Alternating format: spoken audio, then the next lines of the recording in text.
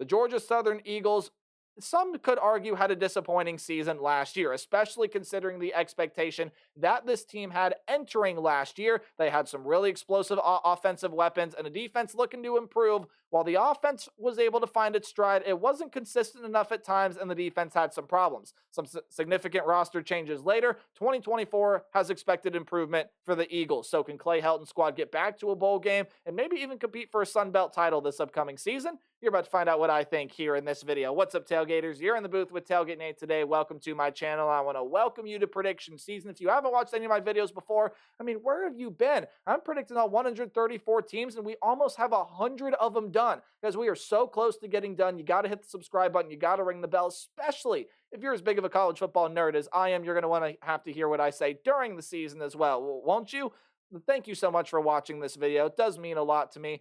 Please go back and watch my other videos, especially if you're a fan of a Power 4 team, because I have every Power 4 team available on my channel right now for you to watch and get my thoughts on.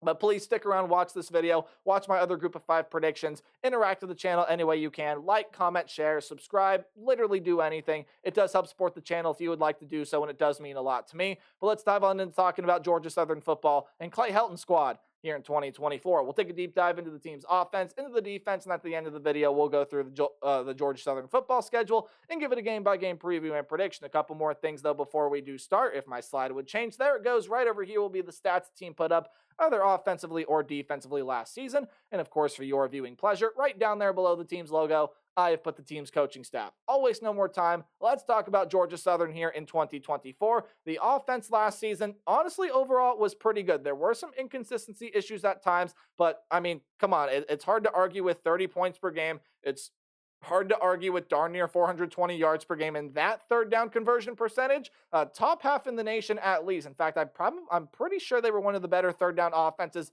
in the nation last year. Really, really good offense that does lose some pretty good talent off of it. Most notably is their starting quarterback from last year, a former Tulsa transfer in Davis Brin. 3,781 yards, 24 touchdowns on 65.5. Right around their completion percentage. The problem came, though, is I'm pretty sure he threw the most interceptions in FBS last year with 19. Ouch. That definitely hurt this offense, and it hurt this defense last season as well, which we'll talk about here in a little bit. But you can't be turning over the football that much. No less, Davis Brin is no longer a player here on Georgia Southern. He's run out of eligibility and graduated. Bo Allen, who has been a quarterback here with Georgia Southern for fairly some solid time, didn't throw a pass last year, but he is now transferred over to the Kentucky Wildcats to hopefully play a role in their quarterback battle over there. They did get a Georgia transfer in Brock Vandegrift that will likely beat him out, but nonetheless, he's going over to a Power 4 program. So your quarterback room does look like this. Hey, J.C. French comes back, and look, he didn't play that much last year as Davis Brin threw over 550 passes, 552 to be exact last year, but J.C. French threw 16 of them, completed 13 of them. For all you math nerds, that's around an 80% completion percentage. 122 yards, 1 touchdown, and one of his 3 lone incompletions was an interception. Showed some pretty solid things, and David Dallas does come back in the quarterback room as well. But you do get Dexter Williams over from the transfer portal. He hails from Indiana, and honestly had some good moments in Indiana.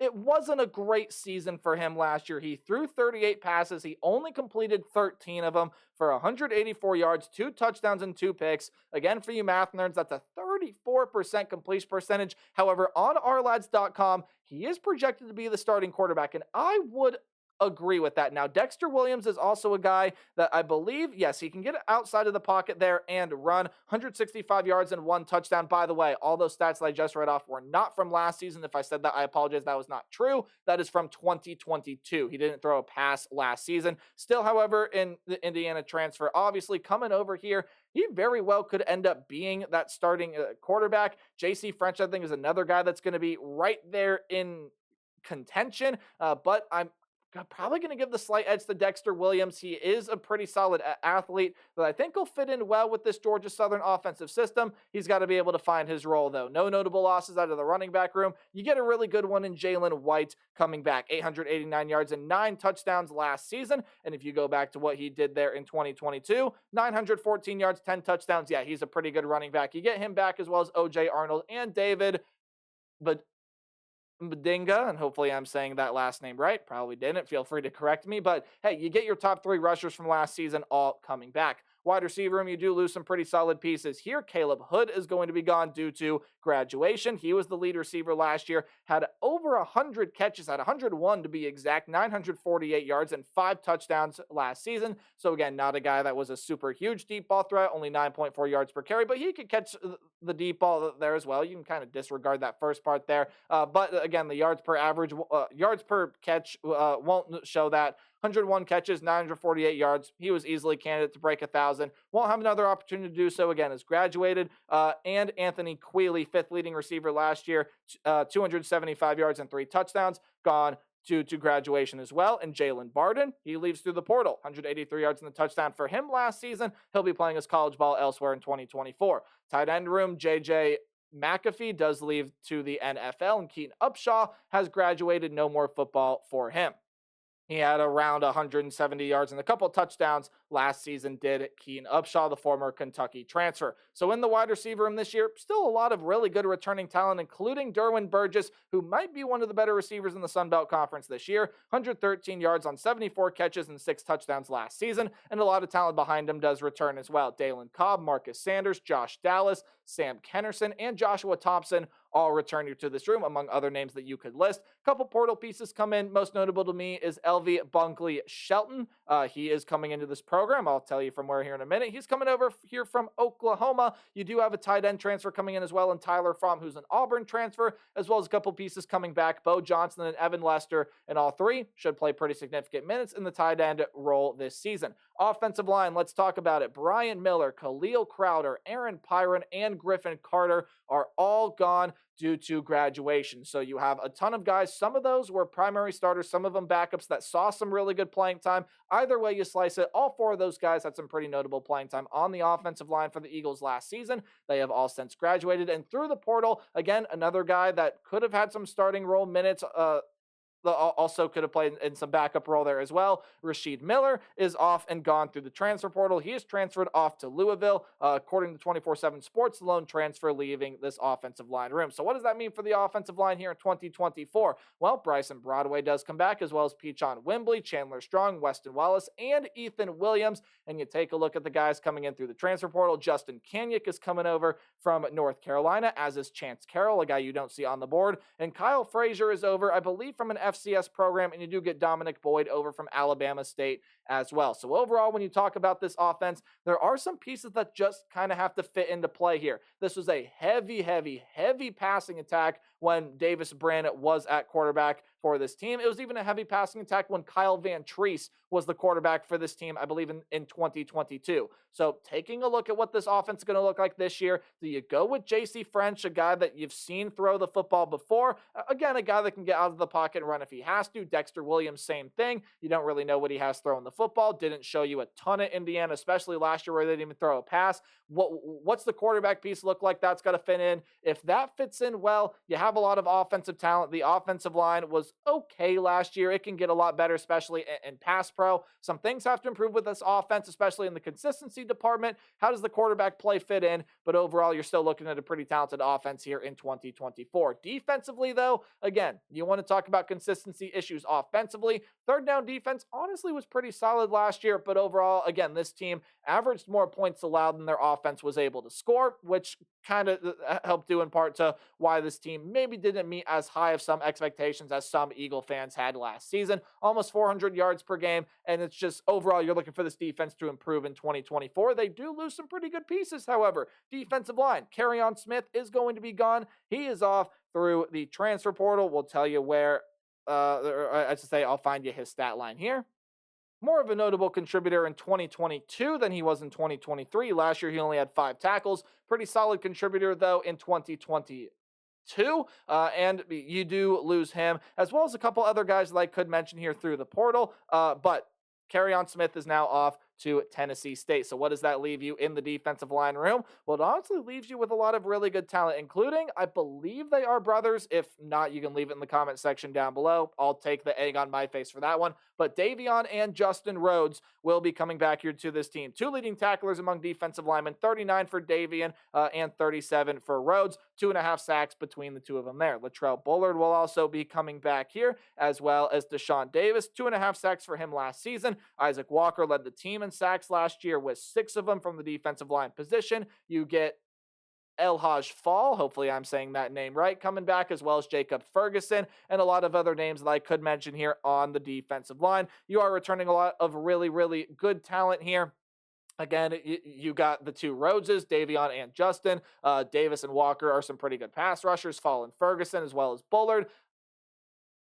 This, to me, looks like a defensive line that should see its improvements, especially with the experienced returning talent it has in 2024. Linebacker room, you lose some good ones. Kadri Jackson is gone. No more college football for him. He's run out of eligibility and graduated. 57 tackles, a sack, 2 pass defended, and a pick for him last season. Terrion Lee Jr., really talented players off through the transfer portal. 30 tackles, 1 pass defended, 1 sack. He's off to TCU. And Jalen Jackson is going to be gone here as well.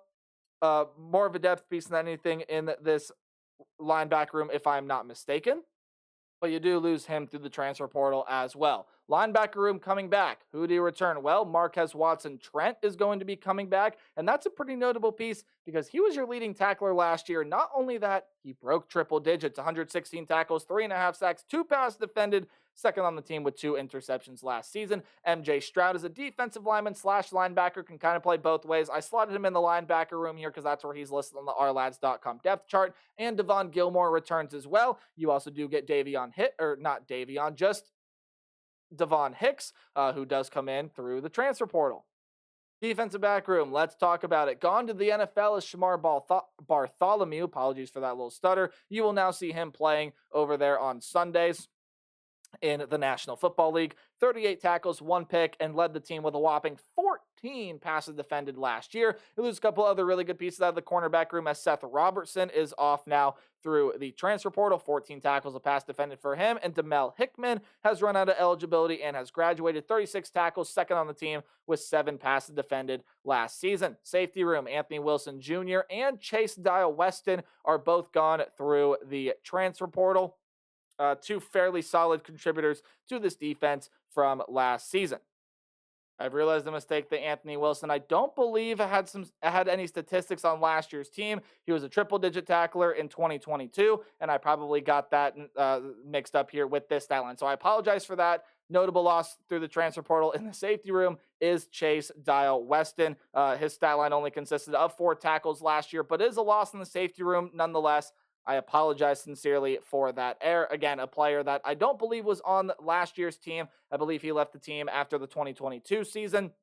So not a loss. I've taken him off the board. Apologies. Again, 1,000 times over for that. But let's talk about the defensive back group in 2024. Mark Stampley is going to be coming back, as well as Tracy Hill Jr. in this cornerback room. Chance Gamble and Dorian Smith are a couple transfers that do come in. Tyrell Davis, TJ Smith, Justin Myers, Cam Williams, and Prince Green, among some other names you could mention, return to the safety room, while DeAndre Morris is a name that enters through the transfer portal. A couple notable stats there from that group. Stampley was a pretty efficient tackler for the team last season, as was Tyrell Davis. Both of them were top 5 in tackles. Actually, you can throw TJ Smith in there as well. Top 5 tacklers. TJ Smith led the team with 3 interceptions last season. And again, overall, just some really solid players coming in through the portal. Kickers are people too, so let's show them some love. Michael Lance is off through the transfer portal. Was a pretty solid place kicker for them last season. So Alex Smith comes back as the punter, and Chase Fulser will be taking over primary kicking duties this season for the Eagles. Again, apologies for that error earlier, but let's talk about this defense overall. You want to see it improve here in 2024. The defensive line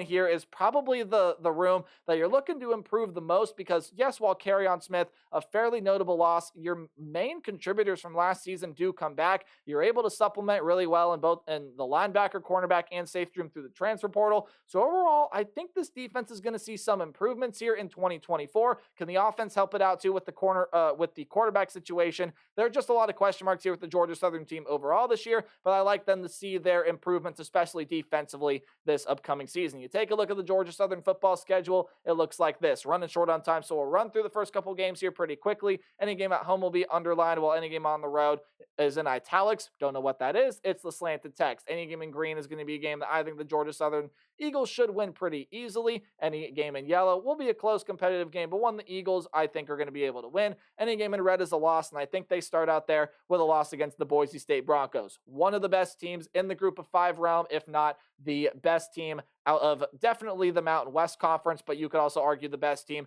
and a player in the college football playoff conversation here in 2024. Again, out of the group of five realm, Ashton Jeanty is back there as that running back. He's one of the best running backs in the entire country. Malachi Nelson comes in, a former five-star out of high school, to be the quarterback, a USC transfer, loaded with offensive, loaded with defensive talent. Boise State will be really good this year, and I don't think Georgia Southern is going to be able to beat them. However, on the road against the team in Nevada, another Mountain West program, I think they're going to be able to win that one. Now, Nevada is a team that was fairly competitive in ways last year, but they're still trying to rebuild, still trying to get things figured out. I think that's a pretty simple win for Georgia Southern, although I think the Wolfpack can be sneaky competitive, which is why the game is highlighted in yellow. Should be able to get a win against South Carolina State. The Bulldogs, I do believe, they are an FCS level program that, again, I just think Georgia Southern, especially at home, should be able to win against fairly easily. And then on the road against Ole Miss, I just don't see them having much luck with Lane Kiffin's squad. Again, much like Boise State, who's going to be one of the better teams in the group of five realm, Ole Miss is going to be one of the best teams in the nation out of not only the Power Four, but again, the entire FBS realm as well. And that kind of goes without saying there, a little redundancy on my part. Anyway, Ole Miss going to have a really good offense this year. Jackson Dart is back. I know Quinshon Judkins is off to play in Columbus, but still a lot of really good offensive pieces. They hit it out of the park in the transfer portal. The defense is going to round into form. And honestly, I think this is a pretty simple non-conference to sort of project and preview here. Boise State and Ole Miss probably going to be two teams that at least reach double-digit wins this season and are college football playoff hopefuls, while you're getting a team in Nevada that's trying to rebuild and an FCS program. 2-2 through non-conference sounds right to me. That's how I have it playing out before they dive on in to conference play. A lot of very interesting games here this season, and honestly, conference play is a little confusing for Georgia Southern because there are a lot of very good teams here that I think are going to give Georgia Southern some fits. They get some of the more talented teams in the Sun Belt Conference at home. They get to play some teams that you probably would like to have at home and secure yourself a win there on the road. It's going to be a very interesting Sun Belt schedule, but I think they navigate it as so. I think they're going to be able to pick up a win against the Georgia State Panthers, a team that, look, overall, I still think it's going to be scrappy, but they lost pretty much everything from last year. Quarterback, running back, a ton of pieces through the portal. I believe they have a new head coach taking over there as well. And overall, Georgia State, just a team I don't see being super competitive in the Sun Belt this year. While again, I think they can still be feisty in moments, especially with a team like Georgia Southern, an in-state rivalry of sorts, should still be a win for the Eagles. And after your first bye week, you get a game at home against the Marshall Thundering Herd, and I think you're going to be able to win that game right there. Marshall is a team that, look, you overall still got to watch out for this season. I really don't have a ton of worries with Cole Pennington at the quarterback position. Of course, the son of an absolute NFL legend. Marshall is pretty much rebuilding this offense, both running back and wide receiver room through the transfer portal. Depending on how those pieces fit, you could see yourself seeing some pretty good offensive production. A lot of good defensive pieces come back. But overall, I think Georgia Southern's going to be ready for this one. I think the defense is going to improve enough to where it needs to be. Cole Pennington is going to have one or two games this year where he really struggles. This one I see being one of them. And after the extra week of preparation, I think Georgia Southern going to be able to win that game. You get this home game now coming up here against the James Madison Dukes, and I think you win this one as well. Again, two teams that may very well at the end of the season prove to have a better record, be more talented, whatever you want to say, than Georgia Southern, but getting them at home I think is huge, and I think they carry that momentum from a big win against Marshall, and they are going to be able to pick up this win here against James Madison. Look, if you want to make the case for the win here, as I'm about to do, it's a pretty simple one. James Madison lost a ton of production from last season. Kurt Signetti, gone. Jordan McLeod, gone. Pretty much every major offensive and defensive producer from last year's team off through the portal. They're entirely rebuilding, but I think Bob Chesney is a very bright young head coach, and again, this one could swing either way for me. I'm going to go with the team that has home field advantage, and I think Georgia Southern has a lot of really good offensive skill position players that are going to be able to help overwhelm James Madison. Now, we'll go through some short explanations for losses here in my next two, because I do have The road games here for Georgia Southern, I think, are going to give them trouble, especially after coming off two very impressive and probably in some regards emotional wins against Marshall and James Madison at home. They're going to go on the road. It's a short week. You get the Old Dominion Monarchs, who are a team that you cannot bat an eye at. Still a lot of really good talent on it in the wide receiver room. Aaron Young is coming in. Grant Wilson is still that quarterback there, loaded up on defensive talent through the transfer portal. I think they're going to be a pretty solid team out of the Sun Belt. That's a loss for Georgia Southern. And on the road, there against South Alabama, I think that trips them up there as well. Even though they have some extra time to prepare, South Alabama does lose Carter Bradley, some pretty solid defensive pieces, but overall, very good wide receiver room there. And I think they give this Georgia Southern secondary some trouble, and there they win that game. So your second bye week of the season does come after that one, and it'll be much needed. You get a pretty difficult home game here against Troy, and even though John Sumrall and a lot of that talent from last season is gone, you lose quarterback, running back. Don't count out Troy. That's going to be a pretty good team, but a game I think Georgia Southern should win on the road against Coastal Carolina. Look, even though Grayson McCall is gone, a lot of very good wide receiver pieces are gone. Some very good defensive pieces are gone. Coastal Carolina still, I think, has a pretty darn solid roster, will be one of the better teams in the Sun Belt this year. And even though I don't love Tim Beck as a head coach, I think they did well in the transfer portal. And again, road loss there on the teal turf. But again, App State, or I should say home field advantage, I think it's going to be kind of Georgia Southern this year. You get the home win against App State. Again, you can make the argument there too. Their secondary is going to struggle against Joey Aguilar and this passing attack of App State. But I don't know. I just kind of have a feeling they're going to be able to pull that one out. So 7-5 for me. This is going to be a little bit of a longer video, but hang with me here. If you want to trade some of these road losses for wins and some of these home games for losses, I completely get that. I do. This is just kind of one of those teams that's pretty tough to predict because their home slate is tough. Their road game is a little trickier to predict than what you would want to expect. But overall, I do see some improvements for the Eagles this year. 7-5 is where I sit, and I want to know what you guys think in the comment section below. Remember to play hard but tailgate harder. It'll be the Northern Illinois Huskies up next. I'll see you then. Goodbye.